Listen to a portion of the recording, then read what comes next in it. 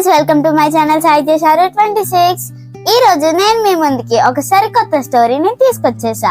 దానికన్నా ముందు in the beginning story, the first scene story మనం తెలుసుకున్నాం. కాబట్టి ఈ సరికొత్త స్టోరీ నేమ్ ఏంటంటే the Noah and flood 2x2. నోవాహు మరియు జలప్రలయం జతలు జతలుగా. నోవాహు మరియు జలప్రలయం జతలు జతలుగా అనే కథలో మనకు 5 ప్రశ్నలు ఉంటాయి. అవి ఏమిటంటే, దేవుడు ఎందుకు బాధపడ్డారు, దేవుడు నోవాహును ఎందుకు ఎన్నుకున్నారు, నోవాహుకు దేవుడు ఏమని చెప్పారు, నోవాహును దేవుడు ఎలా రక్షించారు, నోవాహు మరియు తన కుటుంబం ద్వారా మనం ఏం తెలుసుకున్నాము. ఈ ప్రశ్నలకు జవాబులు తెలుసుకుందాం రండి. The earth filled up with people, but they sinned so much that God was sorry he had made them. God decided to send a flood to wash everyone on the earth. భూమి ప్రజలతో నిండిపోయింది, కానీ వారిని చేసినందుకు దేవుడు బాధపడే అంతగా వారు పాపము చేశారు. భూమి మీదనున్న అంతటిని జలప్రలయము పంపి నాశనం చెయ్యాలనుకున్నాడు.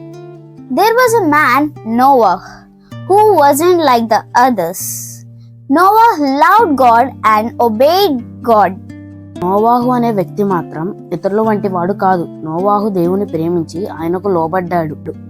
God decided to spare Noah and his family from the flood. దేవుడు జలప్రలయము నుండి నోవాహును అతని కుటుంబమును తప్పించాలనుకున్నాడు. God warned Noah about the flood.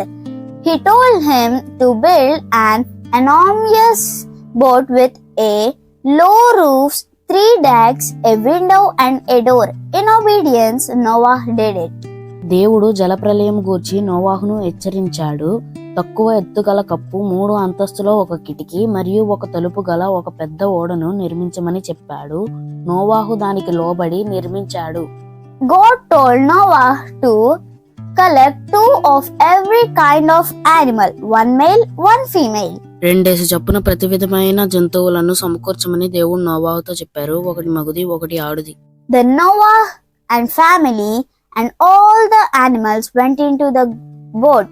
Then God shut the door. తరువాత నోవాహు అతని కుటుంబము మరియు జంతువులు ఆ ఓడలోనికి వెళ్లారు. దేవుడు ఆ ఓడ తలుపులు మూశారు. It rained for 40 days and 40 nights. Water fell from the sky and roses from the oceans and lakes. Even the tallest mountains disappeared beneath the flood. 40 పగళ్ళు 40 రాత్రులు వర్షం కురిసింది. ఆకాశము నుండి పడే నీళ్లతో పాటు సముద్రాలు, నదులు పొంగిపోయాయి. ఎత్తైన పర్వతాలు సహితం ఆ జలప్రలయములో మునిగిపోయాయి. Meanwhile, Noah, his family and all the animals are safe in the boat, floating on the flood. నోవాహు మరియు అతని కుటుంబం సురక్షితంగా నీటిపై ఓడలో తేలుతూ ఉన్నారు. God had not forgotten about Noah even for single moment. దేవుడు నోవాహును ఒక్క క్షణం కూడా మర్చిపోలేదు. God sent a wind blow, the waters went down, the boat rest on Mount Ararat. దేవుడు వీచే గాలి పంపాడు, నీరు ఇంకిపోయింది, అరారాతు పర్వతంపై ఓడ నిలిచింది. Noah sent a dove. When it returned with a olive leaf, he knew it was safe. నోవాహు ఒక పావురమును బయటికి పంపాడు. అది ఒలివ మొక్క పట్టుకుని తిరిగి వచ్చినప్పుడు బయట సురక్షితముగా ఉందని గ్రహించాడు. When the ground was dry, God told them to come out. నేల పొడిగా ఉన్నప్పుడు దేవుడు వారిని బయటికి రమ్మని చెప్పాడు.